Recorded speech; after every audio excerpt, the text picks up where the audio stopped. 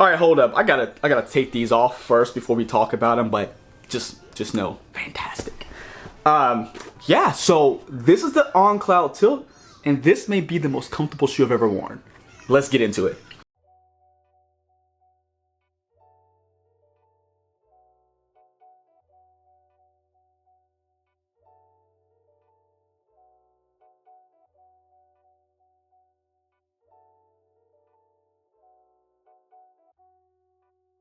What's going on, everybody? It's Mike from the Sneaker History Podcast, and we are back with another video. Guys, thank you so much for joining, and I really do hope you guys are liking this holiday sneaker guide. This is, of course, another entry into that list, and this is meant for me to be able to help you guys as it comes to figure out what sneakers to buy yourself, what sneakers to buy your family, your friend, whoever it may be, because there's a lot of different things out there, a lot of different types of sneaker collectors or sneaker buyers, because not everyone is a collector. But with that being said, all these sneakers are equally expensive, from the runners to the retros, you name it. So before you put your hard-earned money on that counter or fill in that internet checkout sheet, take a look at the videos. I hope this can help get you guys to feel more comfortable in your purchases, so that way you get a full breakdown, a full story of whatever sneakers we're talking about.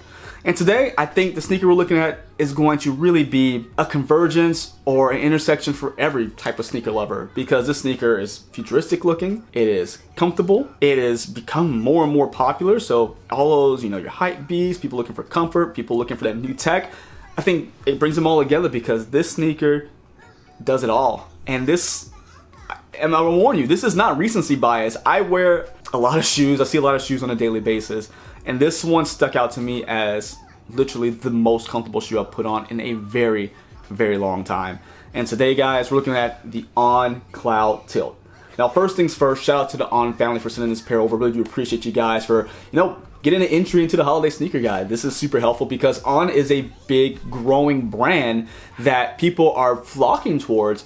And for, if I can help bring some more knowledge about what they're doing, especially with all their cool silhouettes out there, I love to be that person to do that. Now, again, this is going to be the On Cloudtilt, and over the last couple weeks, I've seen that this shoe's become more and more popular. Like, I've been wearing mine to do a wear test for the last 2 weeks, just so I can make sure I give you guys the most in-depth review as I can. But I've seen some other videos out there, and people really love it, which is awesome. I'm glad, because seeing different things like this really broadens the, sneaker landscape, and I love it. People are wearing different things, showing off their taste, and again, this is really cool to see things like this on people. Me being a big fan of On, their high performance running stuff, their tennis stuff, and kind of just the in-between running, so maybe just more of the training day-to-day runners. I think they've done a fantastic job. Their apparel, they've done a fantastic job, and this one right here, I think takes the cake, because this one's gonna really, again, span to everybody. Now, with On, typically when we do the runners, I like to talk about the cushioning setup, the sole setup first, then work our way up to the top. So we're going to work a little backwards, of course. But this particular setup is a little different from most On sneakers. Of course, you're still going to have your cutouts here. But let's look at another one. So another great sneaker, by the way, is going to be the Cloud Runner 2. Now, I want you guys to look at something. You see the Cloud Runner 2 is really more aggressive with the cutouts on the outsole and sole kit area. So you can see something here that's different on the Cloudtilt. See, it's a little bit more flat, a little bit more one piece, is not as jagged. It's because this one's meant to be a casual shoe. This is not going to be a trainer or runner. This is meant for you, for me, for anybody wearing a shoe to be in it all day. Whether it's, hey, I got to go run a bunch of errands. I got some pickups and drop-offs to do for the kids. I need to go to, I don't know, maybe you're taking a vacation, maybe you're going to Disneyland, you're going to be doing a lot of walking. This is meant for that. This is meant for all-day comfort, and I tell you guys, they do not disappoint. Like I mentioned before, I've been really wear testing these for a better part of 2 weeks now, and I have to tell you that everything they advertise the shoe as, it does.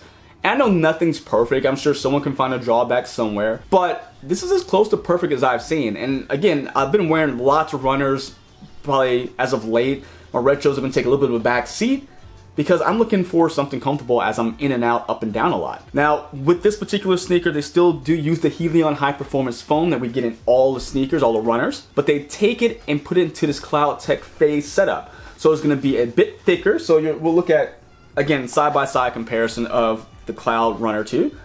So you see, this one's not as thick with the foam, still very generous with the foam, but look how thick this is. this is going to give you this really nice like slab of foam while still giving you that flexibility with the cutouts with that Cloud tech that they typically use. Now with this, when you step into the sneaker, it is immediately, I'm talking about immediately comfortable. Zero break-in time. You don't have to go walk around for a while, say, okay, let me get that, how do I get this to like get squishy? This is the perfect blend of softness and responsiveness, because this is not going to be, you look at this like, oh man, this could probably be super soft, maybe it hurts my lower back after a while.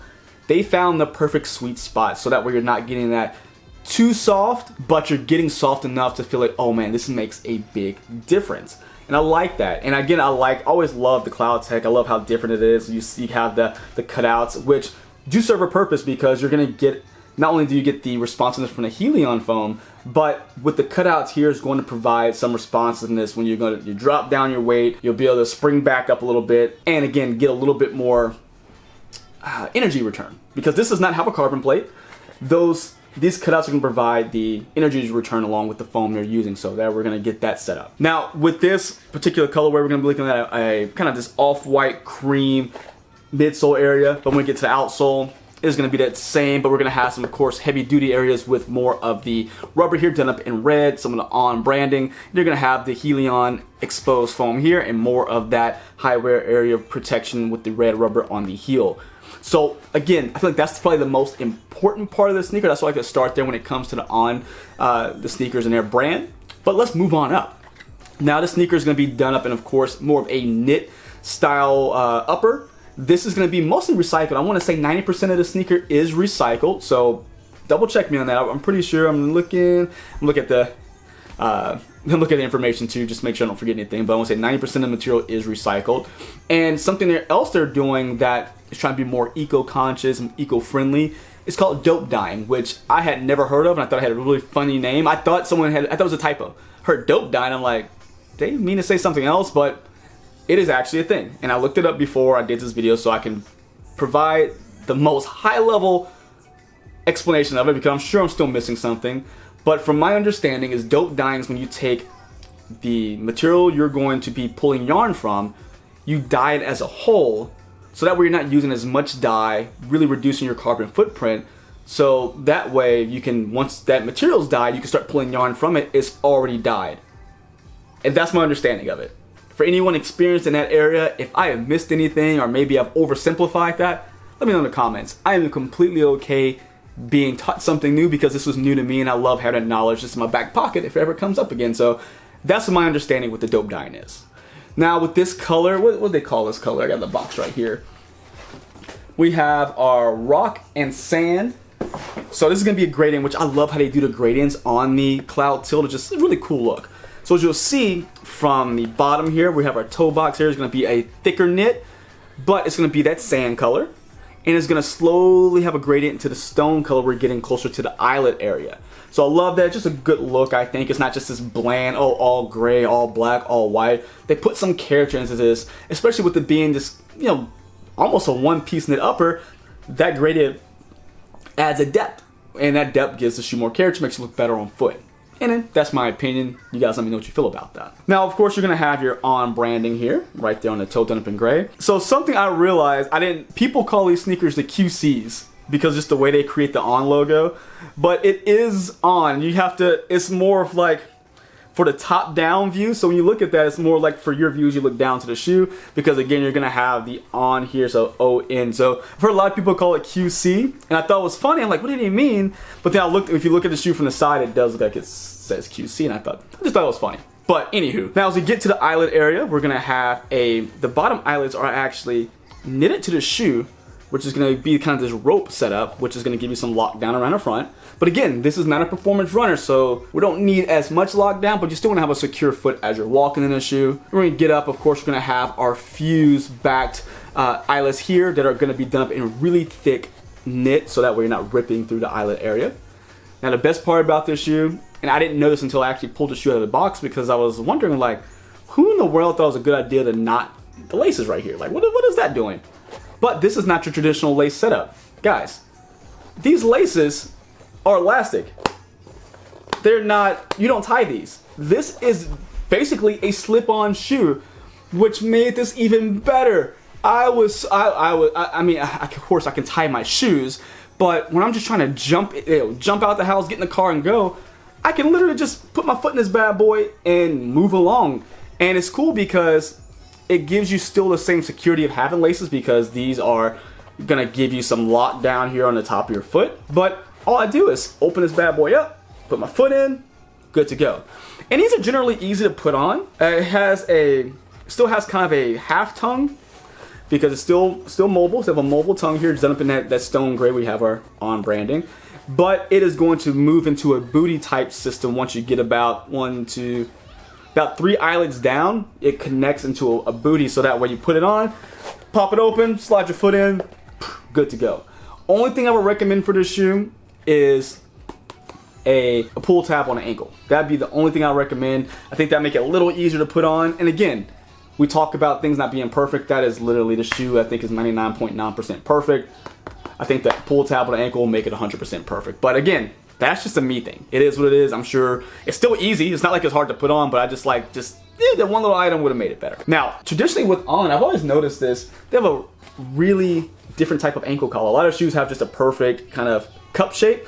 These have a more angular shape that actually fits better around your ankle. I think it is more tailored to how an ankle actually is built and how it moves, and it makes a lot of sense how they do that. And I like it. It just differentiates itself from other sneakers out there as well. Now, when you get to the ankle collar, it is going to have, again, the On branding. On the lateral side, it does have the Swiss engineering with the little Swiss flag right there. And then inside, I never did pull the insoles out. And I don't think I'm going to today, guys, because they are glued in there. I am not about to do this. Yep, we're not even gonna. Let me try the other one. That's the right shoe. Let's try I told you I had them on. Wasn't joking. Yeah, they're glued down pretty good, so we're not gonna mess with that, because you guys already know it takes me forever to take them out and take them back in when it comes to these insoles. But they're gonna be a gray insole, which I should probably take that sticker out. I'm bad about doing that. I end up getting stuck to the sock liner forever, just like basically tattooed on there. I am bad about that. Anywho, but it's that stone color. This mesh liner. You're gonna have On branding in red, which you probably cannot see, but I'm trying. But yeah, guys, this is the shoe, and I think it's, again, perfect. It is $160. I know On is a little pricey, but in the landscape of sneakers, that's pretty in line with everything, I feel like. This is a great looking shoe. I know the Y2K mesh runners are still a big thing, but I feel like people are going to more the technical style as well. And I love that. I think this kind of fits into that technical style, but it's giving you the ability to wear it every day, because yes, I know things with carbon plates you shouldn't be wearing all the time, but people like that look. And this one gives you that look, but with the everyday comfort and without having to spend $250, $300 on that super shoe or that super technical shoe to just walk around in. So this is one I highly recommend, and true to size is what I went here. Size 10 fits perfect. I think wide fitters still say true to size, because this is a very, stretchy upper. This thing does have some give to it. So I think, of course, try them on if you can. I will always tell you to try it on. But for anyone buying, I think true to size is a safe way to go if you don't want to try them on, or you don't have the ability to go try them on. So this one's definitely one of my higher recommendations when it comes to sneakers to purchase, whether it be for yourself or someone else out there, if you're looking for more of a, something being all day, all the time. So check out the On Cloudtilt. Let me know what you guys think, and until next time, see ya.